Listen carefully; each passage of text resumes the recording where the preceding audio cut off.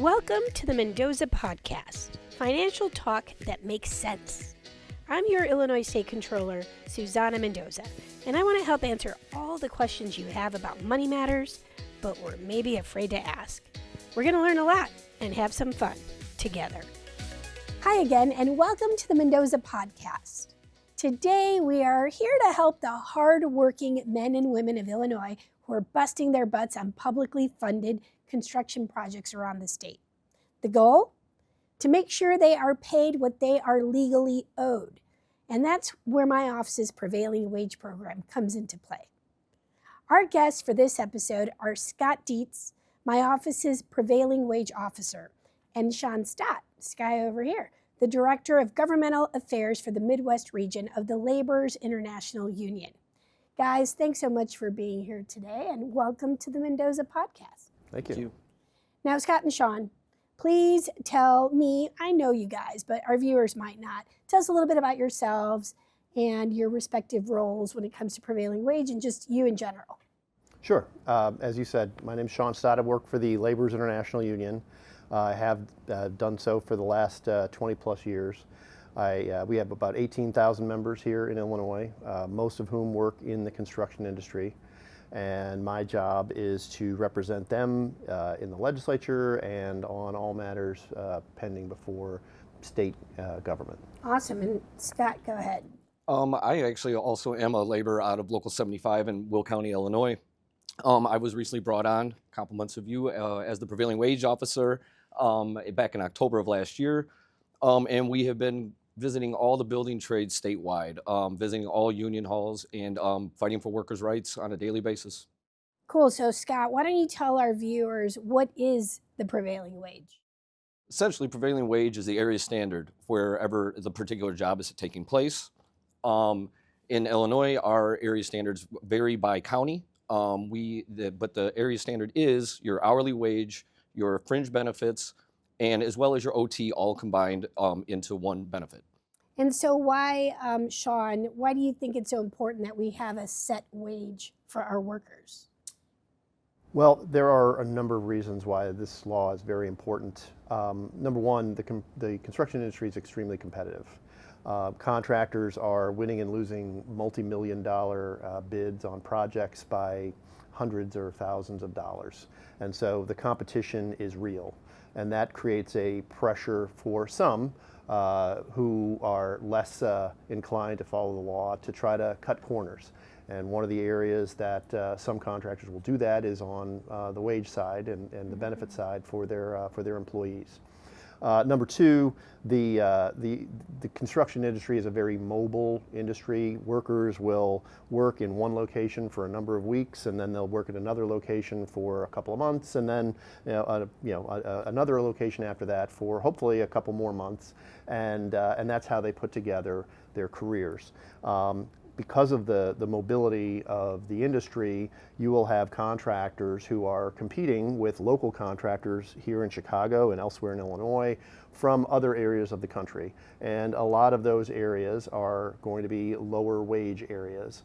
And so if they were to bring their employees with them from the South or the West into Illinois, which is thankfully a higher wage state, they would be able to undercut the local contractors who will be building projects, roads, schools, what have you, with Illinois taxpayer dollars and employing people who do not live here, taking jobs away from people who do live here.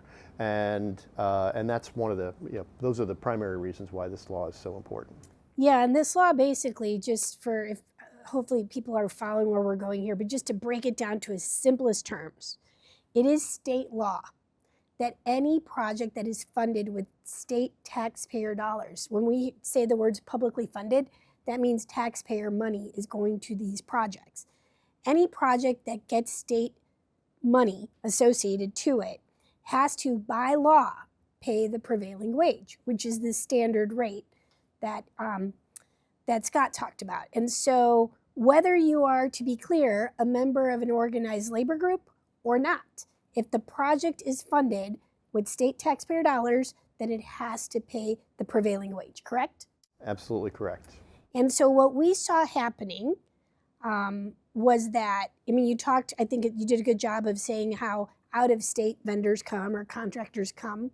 They've been on a job, they don't pay prevailing wage, and by the time that is found out publicly, right, the workers complain that they got shorted on their paycheck or whatever it may be, that it's too late. Because if the money from the state of Illinois has already gone out to these unscrupulous contractors, then the only way that you can ever make those employees whole is if those labor groups end up suing the entity that has already left the state of Illinois. But walk me through how long it normally takes to go through that process.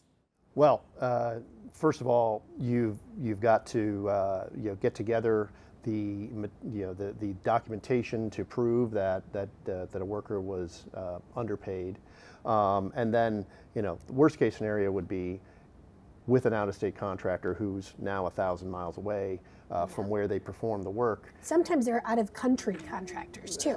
Correct. Making it obviously that much more difficult to track them down, get them to be responsive.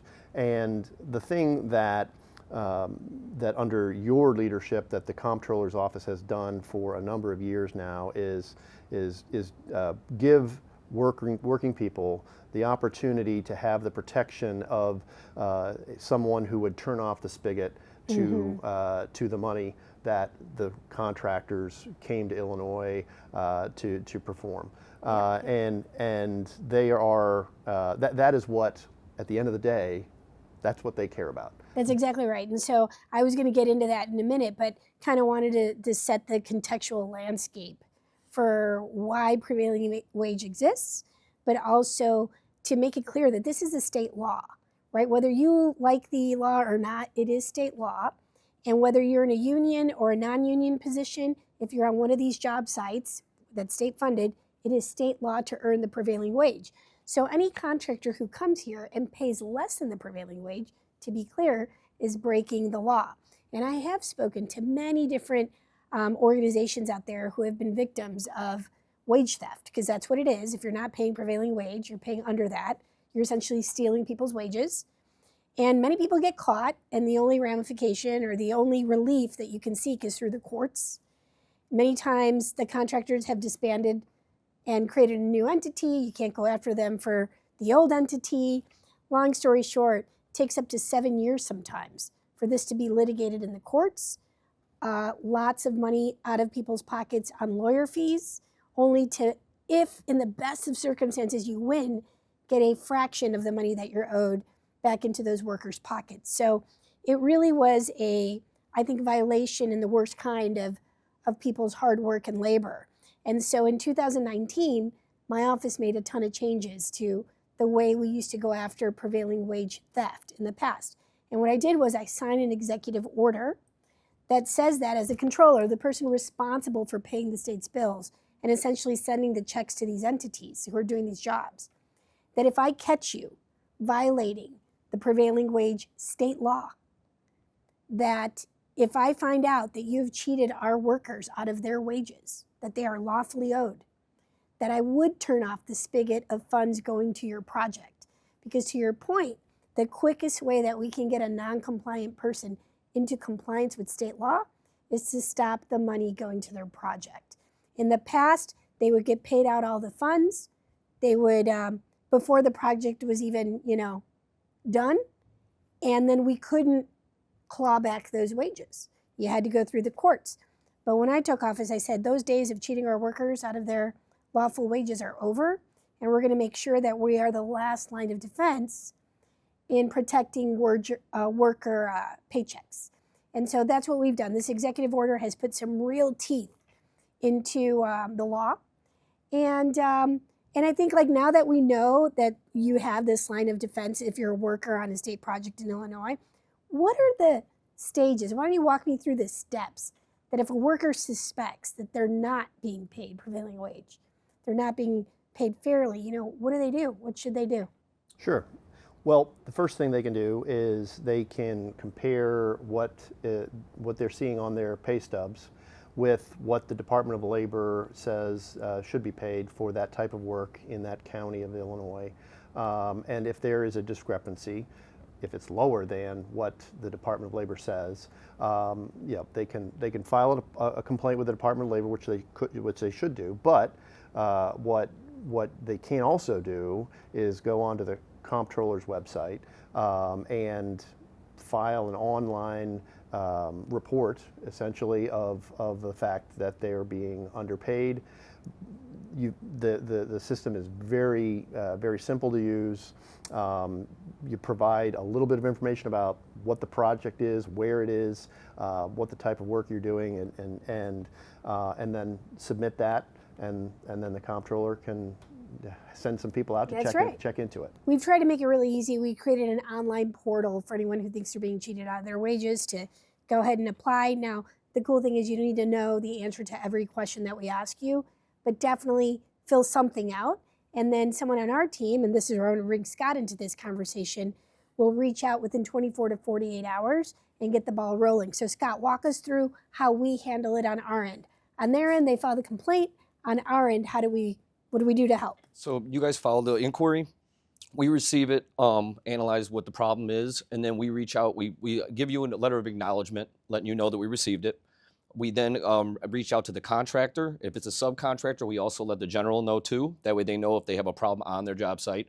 And then we reach out to the governing body, whether it be a school board or a park district or whoever that might be.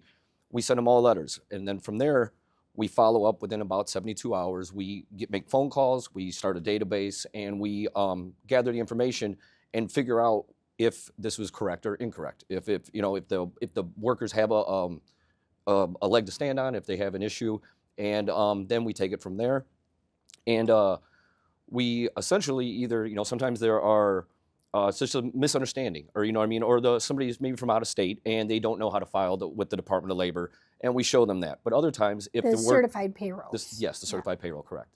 But other times, we've had issues where we are getting the workers paid back their correct amount of money. We actually recently had an issue in the northwest suburbs with a golf dome, and the laborers had an issue with it. Filed an inquiry. We ended up getting these guys paid back roughly $30,000 to $35,000, and this was a recent issue. So we're not only are we, we're properly allocating the taxpayer dollars, but we're fighting for the working guy, and to me that's huge. And if it wasn't for this issue or wasn't for this act, we wouldn't have this kind of power. We wouldn't have the ability to fight for our workers' rights in the state of Illinois. That's great, Sean. You have utilized the services of our office in the past, standing up for workers. I thought you would be the perfect person to talk with today because you were the first person that actually brought the first claim, and it was absolutely legitimate, and we were able to create some good relief for workers. But why don't you walk us through what that fight was like, explain how it happened and how it was resolved. Sure. Well, one of the reasons that you put more teeth into this program was because the state of Illinois passed a historic construction program back in 2019. $45 billion capital plan, the largest in the nation, that was led by Governor Pritzker. Yep. Absolutely, largest in the nation, largest in Illinois history, obviously, and that created the opportunity for a lot of jobs. And we were very interested in making sure that our members were employed on those jobs as much as humanly possible.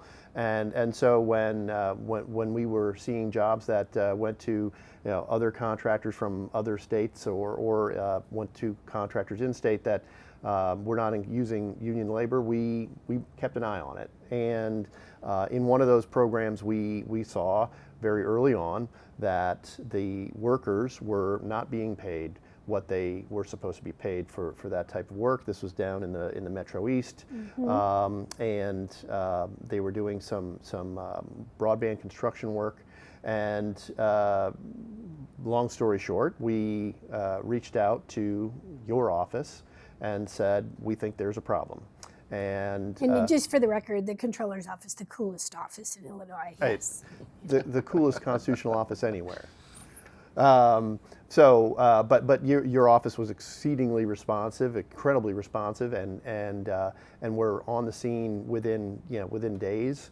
And then at the end of the day, the workers, it was determined, were underpaid some $67,000. That's money that could have gone to pay their rent, their mortgage, the food, food to put it on the table, and they were not paid what they should have been. And is this the one where we had that one worker who was cheated out of like $23,000? I mean, can you imagine? Like all of a sudden you find out that you're getting a check for $23,000 for work that you should have been paid on, but they didn't even file the complaint. You filed that complaint on behalf of those workers. And I think that's super admirable, because you could have just turned a blind eye to it, but you said, hey, look, you guys are being cheated out of the work. You're obviously cheating Illinois workers out of this opportunity, and certainly people in the trades who are experts at building. So these guys try to go on the cheap.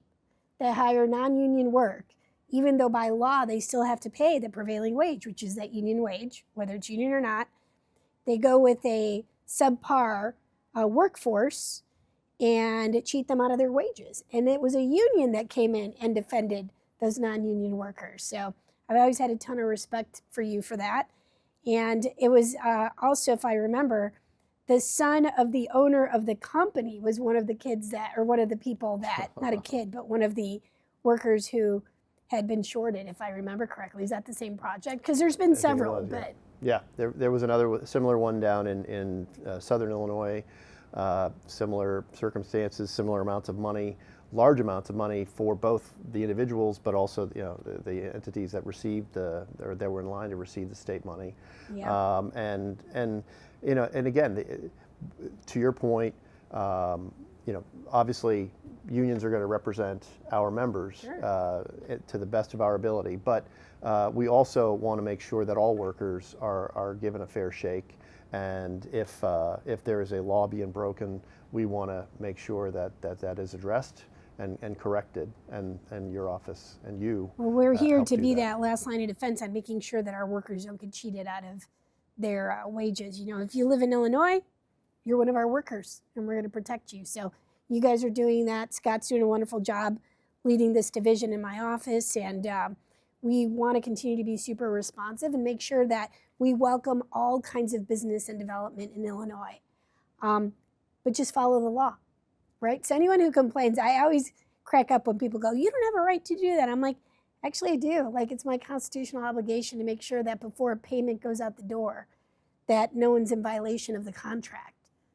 And if you're breaking state law, then I shouldn't be sending you taxpayer dollars. So we're going to make sure that we're standing up for our workers all the time and making sure that they're getting paid what they're supposed to be getting paid. And I did joke around because, I go speak at a lot of conferences. And I was at a labor conference, and I told the story about this individual who was cheated out of $23,000. And I look in this group, and it's mainly men. And I say, can you imagine going home to your wife and being like, hey, honey, I got an extra $23,000 I wasn't expecting. And then they're all like, I wouldn't tell her. And I'm like, what? What? So I learned from that.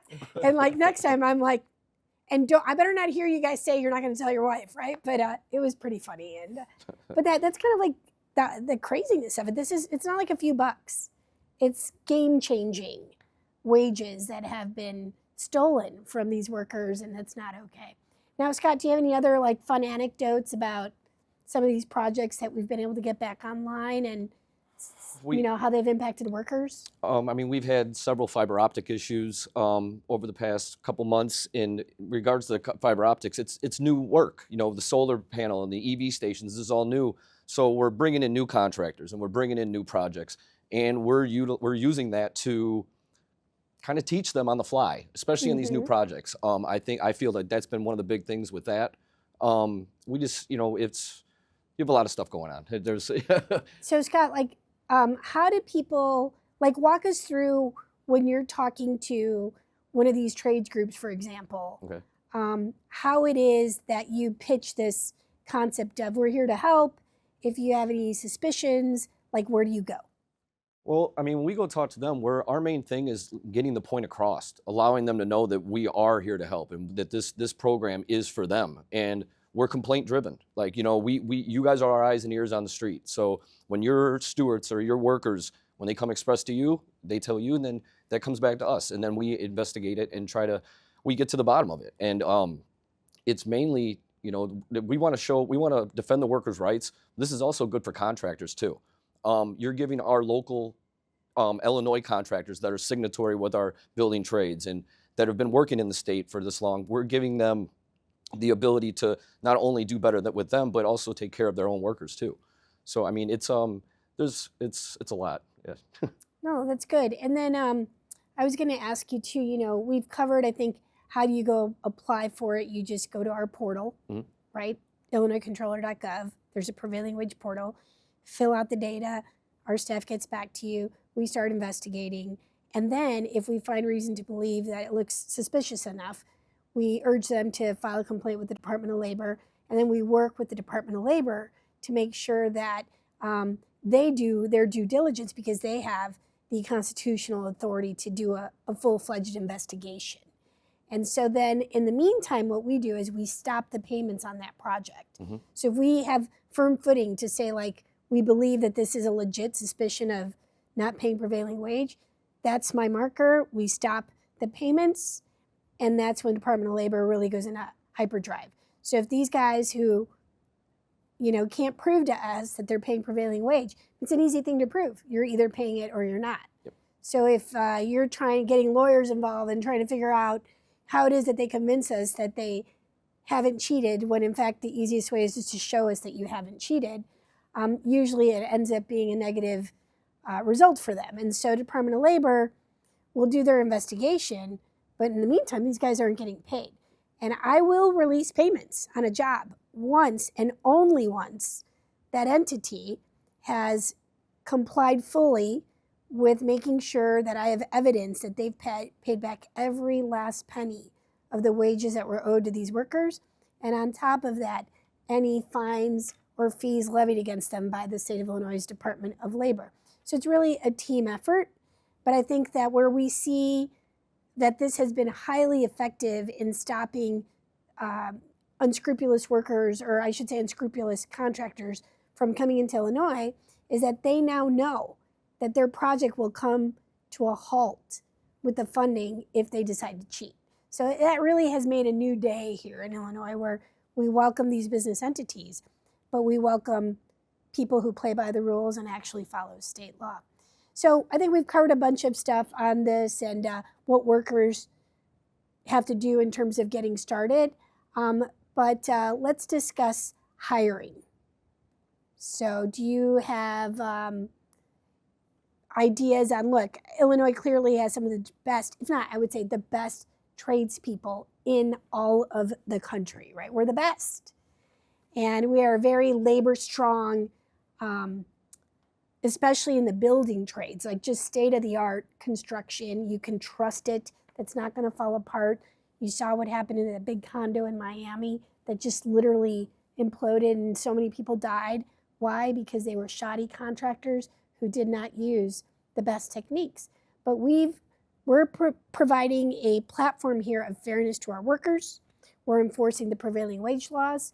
But what do you think we need to do to create even greater opportunities for investment and hiring in the labor space? I mean, let me give you that question because that's your bread and butter.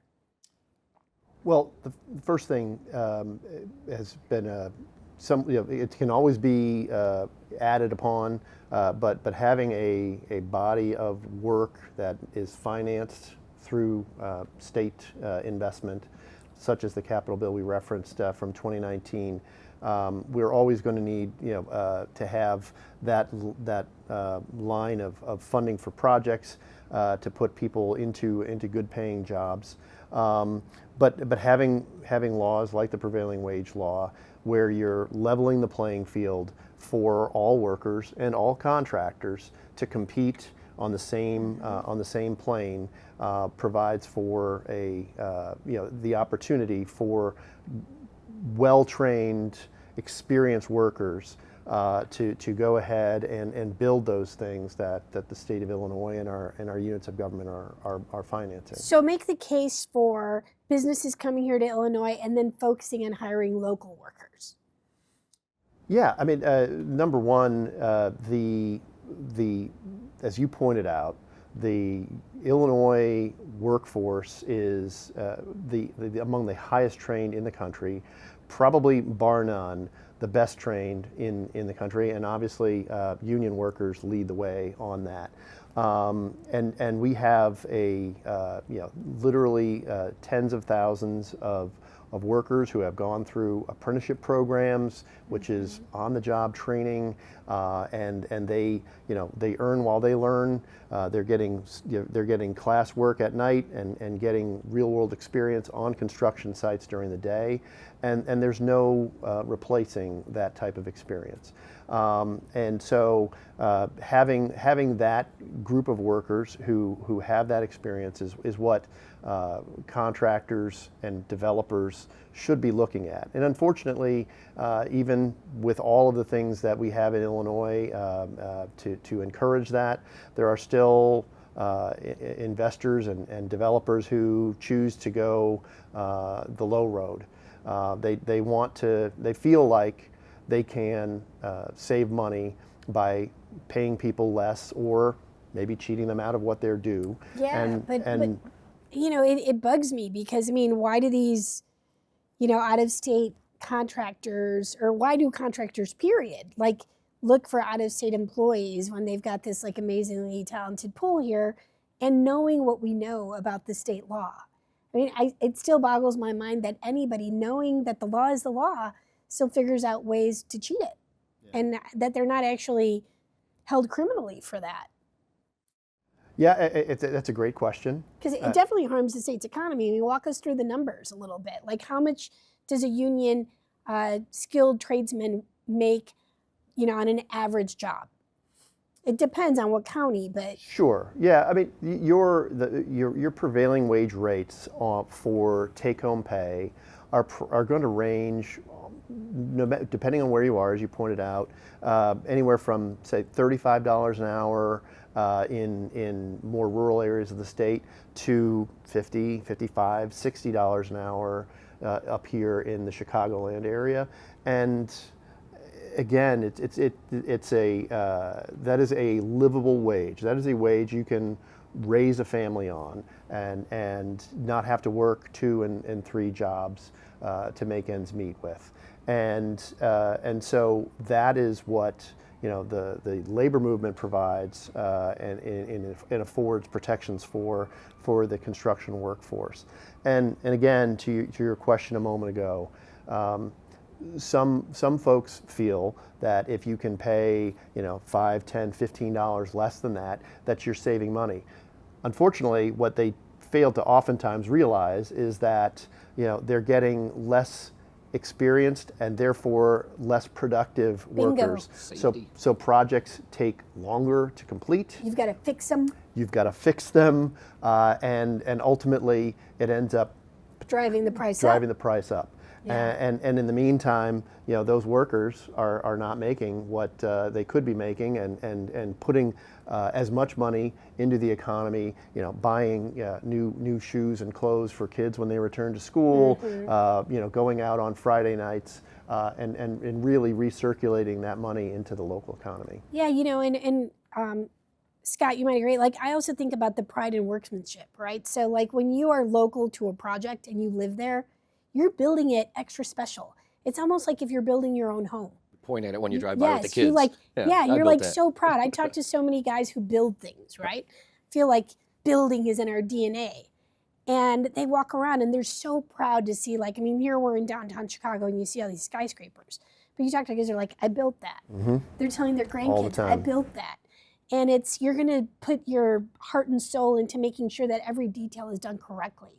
So this concept of do it right the first time, right? Do it right the first time. It's going to be done better, and likely it will be done under your budget or at budget versus having to come back, fix all the mistakes, which, as you know, costs way more to do. Much more. So I don't get this concept of people trying to cheat you. You always end up cheating yourself and others in the process. But we're going to keep being vigilant and make sure that our workers are being paid what they're owed, that hopefully we can employ local workers, especially when you're talking about taxpayer dollars, and that people have this sense of pride again in building something real that will be long lasting, right? Absolutely. Yes. Well, good. So anything else you guys want to add? No, I mean, I believe that this not only defends or helps the workers, it helps our local contractors, but it benefits the community as a whole. Like you were starting to say, like, if you're hiring local contractors and local workers, these guys, their wives are going to get their hair and nails done. They're taking their wife out to dinner on Saturday. Your kids playing local travel baseball and softball and volleyball. Even like I know local contractors in Joliet, they'll sponsor your baseball teams and sponsor your kids' travel volleyball. So a contractor from South Carolina is not going to do that. So by keeping the money here, I think that you're not only benefiting the worker and making sure we pay our people correctly in the state of Illinois, but we're also benefiting the community as a whole. 100% bingo. I think Illinois state taxpayer dollars should stay in Illinois as much as humanly possible. Yep. And then the product of what they want to invest in is something that we should all be looking at and feeling proud. Illinois made, Illinois solid. So listen, thanks guys. Really appreciate you, Scott and Sean, being here for joining me on this Mendoza podcast. And I hope that any workers who might have listened today who feel that they are not being paid the correct wage, their lawful wage, will reach out for help from my office. We're here to help you. Now, the easiest way, as I mentioned before, is through our website, www.illinoiscomptroller.gov. It's spelled like comptroller. But we'll see you next time for more on the Mendoza Podcast.